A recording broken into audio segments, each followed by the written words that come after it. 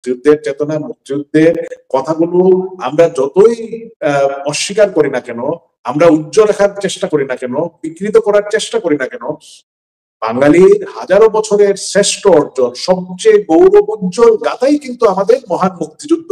আজকে এই কিশোর, এই বালকরা যে 72-এর সংবিধানের ম্যান্ডেট কে দিল, গণতন্ত্র, জাতীয়তাবাদ, ধর্মনিরপেক্ষতা, সামাজিক ন্যায় বিচার, এই অর্থে ধর্মনিরপেক্ষতা, এগুলো তো তাদের কোনো আলোচনা বা তাদের বোধগম্য কোনো বিষয় নয়। আজকে আমাদের দেশে বুদ্ধিবৃত্তিক যে একটি পাপিষ্ঠ শ্রেণী রয়েছে, হ্যাঁ, এরা যে কোনো আমি মনে করি যৌনপল্লীর যৌনকর্মীদের চেয়েও নিকৃষ্ট এদের মন মানসিকতা। এরা নিজেদের পছন্দ অনুযায়ী তারা বিভিন্ন তথ্য মানুষের সামনে নিয়ে আসে, মানুষকে বিভ্রান্ত করে। আজকে যে তরুণ প্রজন্ম জেনজি আমরা তাদেরকে বলছি, তারা আমাদের সন্তান, তারা আমাদের ছোট ভাই বোন। আমি তাদেরকে দোষারোপ করতে চাই না, এটা আমাদের ব্যর্থতা, আমাদের সাংস্কৃতিক রাজনৈতিক দূরদর্শিতা অথবা আমাদের কর্মসূচিগত বা কৌশলগত কারণে আমরা পারি নাই তাদেরকে সঠিক ধারায় নিয়ে আসতে। আমরা 15 বছর ক্ষমতায় ছিলাম, মুক্তিযুদ্ধের চেতনা চর্চা, সাংস্কৃতিক চর্চা সবকিছুই হয়েছে, কিন্তু আজকের সাংস্কৃতিক অনুষ্ঠানের বিপরীতে মাঠে মাঠে ওয়াজ কেন হচ্ছে, এই ব্যাখ্যাটা কিন্তু আমাদেরকে দিতে হবে। না, আমি আমাদের সময় তো বলছি, এই ওয়াজে যতটা না কোরআন তফসির হাদিস কোরআন নিয়ে আলোক হচ্ছে, তার চেয়ে বেশি বিদ্বেষ ছড়ানো হচ্ছে। ইসলাম বিদ্বেষের ছড়ানোর কথা নয়।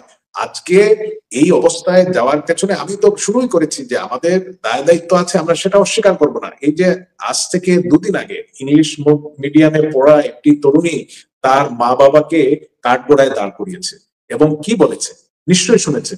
সে বাইরে পড়াশোনা করতে যেতে চায়, মা বাবা দিচ্ছেন না, এই কারণে সে তার জন্মের বিষয়টা পর্যন্ত সামনে নিয়ে এসেছে এবং তার মা বাবাকে দায়ী করছে যে তাকে কেন জন্ম দিল তারা।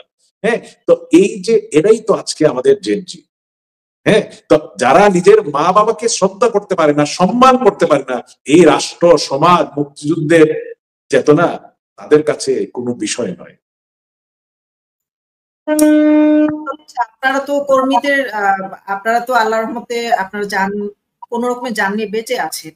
অসংখ্য হাজার হাজার কর্মীরা তো মারা গেছে এখন পর্যন্ত, প্রতিদিন আমরা লাশ দেখতে পাচ্ছি। যারা বেঁচে আছে এবং যারা আহত আছে তাদের অনেককে আবার হাসপাতালে গিয়েও আক্রমণ করে মারা হচ্ছে। তো তাদের যদি নিরাপত্তা না থাকে, এভাবে মরতে থাকে, তাহলে আপনাদের কার্যক্রম পরিচালনা করতে সমস্যা হবে না? বা তাদের জন্য আপনাদের পরিকল্পনা কি? অসংখ্য হাজার হাজার কর্মী জেলে আছে এবং আপনাদের অনেক বড় বড় নেতারাও জেলে আছে, যাদেরকে ফাঁসি দেওয়ার জন্য প্রচুর পরিমাণে নাট্যমঞ্চ সাজানো হচ্ছে, ট্রাইব্যুনাল সাজানো হচ্ছে, এবং আমরা বিবিসির সংবাদেও দেখি যে মিথ্যা খবরও প্রচার করে তারা। এবং আমাদের তো মনে হয় যে ভবিষ্যতে তারা ক্ষমা চাওয়ার কোনো দরজাও তাদের জন্য খোলা থাকবে কিনা, কারণ এমন একটা জাতিগত বিদ্বেষমূলক খবর ওরা কি করে ছড়ালো সেটা একটা প্রশ্ন। তারপরে হচ্ছে যে আপনাদের কর্মীদের দুরবস্থা, মানে কিভাবে ঘুরে দাঁড়াবেন, কত সময় লাগবে? প্রথমত দেখুন, আমাদের দেশে ঢালাওভাবে বিভিন্ন গণমাধ্যমে এই বিএনপি জামাত এনসিপি যেটা বলে থাকে যে আমাদের আওয়ামী লীগের সকল নেতাকর্মীরা দেশে এই মুহূর্তে নেই, এই তথ্যটা কিন্তু সম্পূর্ণ মিথ্যা। দেখুন, 150 বেশি আমাদের এমপি এবং আওয়ামী লীগের নেতাকর্মীরা, কেন্দ্রীয় আওয়ামী লীগের বা জেলা পর্যায়ের নেতাকর্মীরা তারা গ্রেফতার হয়েছে, জেলে আছে। 1/3 তারা আত্মগোপন করে আছেন মব এবং সন্ত্রাসের ভয়ে। ধরেন 70 থেকে 80 জন হয়তো সর্বোচ্চ দেশের বাইরে রয়েছে, এর বেশি কিন্তু নয়। আমাদের লক্ষ লক্ষ নেতাকর্মী জেলে আছে এবং 30 জনের উপরে মারাও গেছে, মানে মেরে ফেলা হয়েছে জেলে। আমি বলছি, আমি লক্ষ লক্ষ নেতাকর্মীদের উপর মিথ্যা মামলা দেওয়া হয়েছে।